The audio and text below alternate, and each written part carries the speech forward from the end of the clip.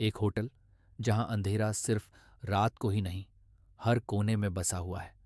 एक मासूम लड़की का रहस्यमयी गायब होना और एक सीसीटीवी फुटेज जो खौफ और सवालों से भरी हुई है। क्या वो किसी अनजान ताकत का शिकार बनी, या इस होटल की दास्तान में छिपा है कोई भयानक राज? तैयार हो जाइए एक ऐसी कहानी के लिए जो आपकी रूह तक को हिला देगी। अगर आपको भी ऐसी कहानियां सुनना पसंद है जो अभी तक अनसुलझी हैं, तो चैनल को सब्सक्राइब कर लीजिए। हम हर हफ्ते आपके लिए दो ऐसी कहानियां लाते हैं जो आज भी अनसुलझी हैं।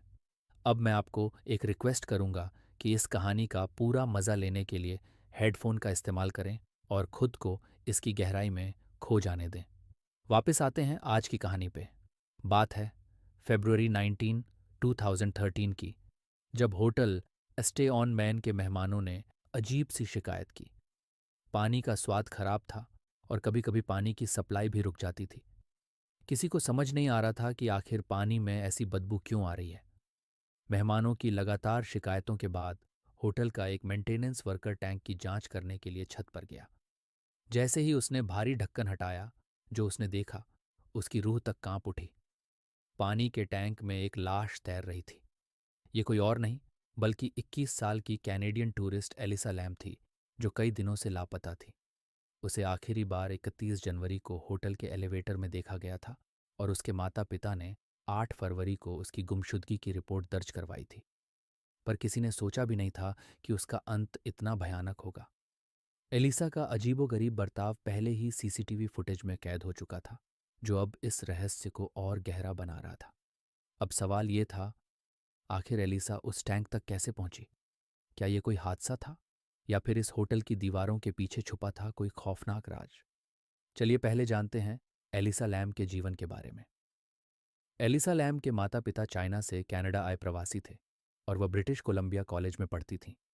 2010 में उन्होंने एक ब्लॉग एथर फील्ड्स शुरू किया, जहां वे फैशन और अपने जीवन के बारे में लिखती थीं, खासकर अपनी मानसिक बीमारी, बाइपोलर डिसऑर्डर और डिप्रेशन के साथ संघर्ष को साझा करती थीं।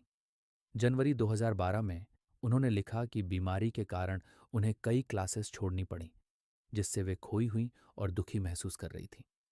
एलिसा को मानसिक स्वास्थ्य के लिए कई दवाएं दी गई थीं, लेकिन कई बार वे दवाएं नहीं लेती थीं, जिससे उन्हें भ्रम होते थे और वे बिस्तर के नीचे छिप जाती थीं। कैलिफोर्निया की यात्रा पर एलिसा अकेले बस और ट्रेन से आई थी।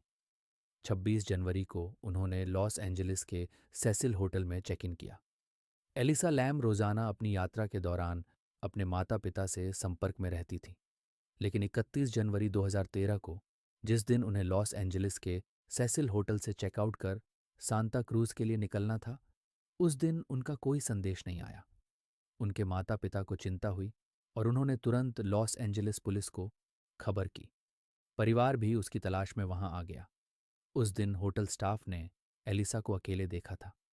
होटल के बाहर द लास्ट बुक स्टोर की मैनेजर केटी ऑर्फन ने उन्हें याद किया, जब वे अपने परिवार के लिए तोहफे खरीद रही थीं। केटी के अनुसार एलिसा खुशमिजाज थीं। पुलिस ने होटल की अच्छी तरह से तलाशी ली। उनके कमरे और छत तक खोजी कुत्ते लगाए गए, लेकिन कोई सुराग नहीं मिला। हर कमरे की तलाशी नहीं हो सकी, क्योंकि उसके लिए अपराध का स्पष्ट सबूत होना जरूरी था। 6 फरवरी को पुलिस ने मामला गंभीर होते देख और मदद मांगी, और एलिसा की तस्वीर वाले पोस्टर पूरे इलाके में और ऑनलाइन लगाए गए, जिससे यह मामला मीडिया के जरिए जनता तक पहुंचा। 13 फरवरी को पुलिस ने एक चौंकाने वाला वीडियो जारी किया, जो होटल के एलिवेटर में लगे कैमरे से रिकॉर्ड हुआ था।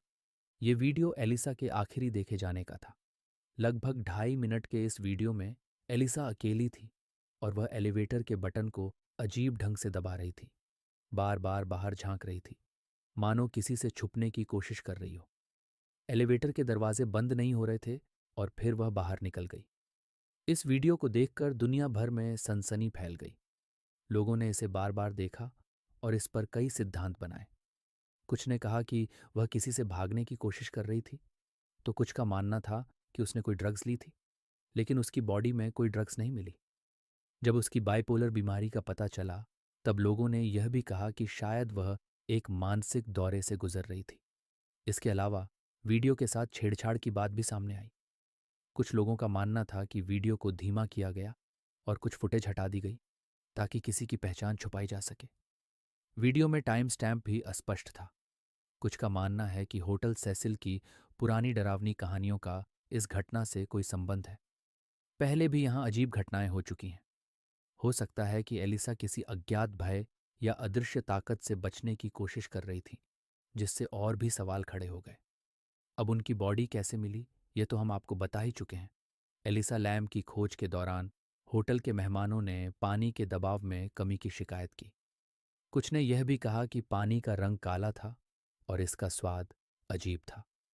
19 फरवरी की सुबह होटल के एक मेंटेनेंस कर्मचारी सैंटियागो लोपेज ने होटल की छत पर स्थित 4 1000 गैलन के पानी के टैंकों में से एक में लैम का शव पाया।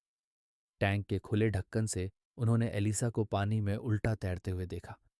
टैंक का ढक्कन छोटा होने के कारण शव को बाहर निकालने के लिए उसे काटना पड़ा। 21 फरवरी को लॉस एंजलिस के कोरोनर कार्यालय ने इसे डूबने का मामला बताया, जिसमें बाइपोलर डिसऑर्डर को एक प्रमुख कारण माना गया। रिपोर्ट में कहा गया कि एलिसा का शरीर नग्न अवस्था में पाया गया और एलिवेटर वीडियो में जो कपड़े पहने थे वे पानी में तैरते मिले, जिन पर रेत जैसी कुछ चीज लगी हुई थी। उनके कमरे की चाबी और घड़ी भी उसी पानी में मिली। एलिसा का शरीर काफी सड़ चुका था और हरे रंग का हो गया था। उसके पेट पर निशान और त्वचा अलग होती दिखी, लेकिन कोई शारीरिक चोट, यौन उत्पीड़न या आत्महत्या का प्रमाण भी नहीं मिला।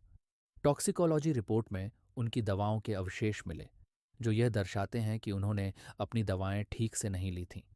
अल्कोहल का बहुत ही मामूली अंश भी पाया गया, लेकिन कोई अन्य नशीली दवा का प्रमाण नहीं मिला। जांच में यह तो पता चला कि एलिसा लैम की मौत कैसे हुई, लेकिन यह स्पष्ट नहीं हो सका कि वह पानी की टंकी में कैसे पहुंची। होटल की छत तक जाने वाले दरवाजे और सीढ़ियां लॉक थे, जिनकी चाबियां और पासकोड केवल स्टाफ के पास थे और उन्हें जबरदस्ती खोलने पर अलार्म बज जाता। तो आखिर वो खुद वहां गई या फिर किसी ताकत ने उसे टंकी के पास जाने पर मजबूर किया? कुछ ने सवाल उठाया कि क्या वह खुद से टंकी में कूद सकती थी। सभी टंकी कंक्रीट के ब्लॉक्स पर रखे गए थे और उन तक पहुंचने के लिए कोई सीढ़ी नहीं थी।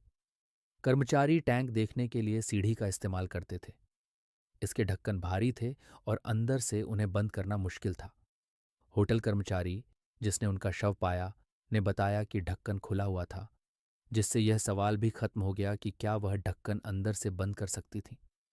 पुलिस के खोजी कुत्तों ने छत सहित पूरे होटल की तलाशी ली थी, लेकिन उनकी गंध का कोई सुराग नहीं मिला। कुछ लोग मानते हैं कि एलिवेटर वीडियो में दिखाया गया एलिसा का बर्ताव ड्रग्स के प्रभाव में था, भले ही टॉक्सिकोलॉजी स्क्रीन में ड्रग्स का कोई प्रमाण नहीं मिला। उनका कहना है कि ड्रग्स उनके शरीर के सड़ने के दौरान टूट गए होंगे या उन्होंने दुर्लभ तरह के ड्रग्स लिए होंगे जिन्हें सामान्य जांच में नहीं पकड़ा जा सकता। उनकी दवाओं की कम मात्रा और बची हुई गोलियों की संख्या से यह साफ था कि वह दवाएं ठीक से नहीं ले रही थीं या उन्होंने हाल ही में बाइपोलर डिसऑर्डर की दवाएं लेना बंद कर दिया था, जिससे शायद मानसिक अस्थिरता का दौरा पड़ा हो। ऑटोप्सी रिपोर्ट को लेकर भी सवाल उठे, क्योंकि इसमें कई जानकारी अधूरी थी, जैसे कि रेप किट और नाखूनों के किट का परिणाम क्या था, या उन्हें जांचा भी गया था या नहीं। कुछ लोगों ने यह भी कहा कि उनके शरीर के निचले हिस्से में खून जमा होने के निशान यौन शोषण का संकेत हो सकते हैं। हालांकि एक विशेषज्ञ ने कहा कि यह शव के सड़ने के कारण भी हो सकता है। सितंबर 2013 में एलिसा लैम के माता-पिता ने होटल के खिलाफ गलत मौत का दावा दाखिल किया। उनका आरोप था कि होटल ने ऐसी खतरनाक परिस्थितियों की ठीक से जांच नहीं की, जिससे उनकी बेटी और अन्य मेहमानों को खतरा हो सकता था। वे अज्ञात मुआवजे और अंतिम संस्कार के खर्च की मांग कर रहे थे।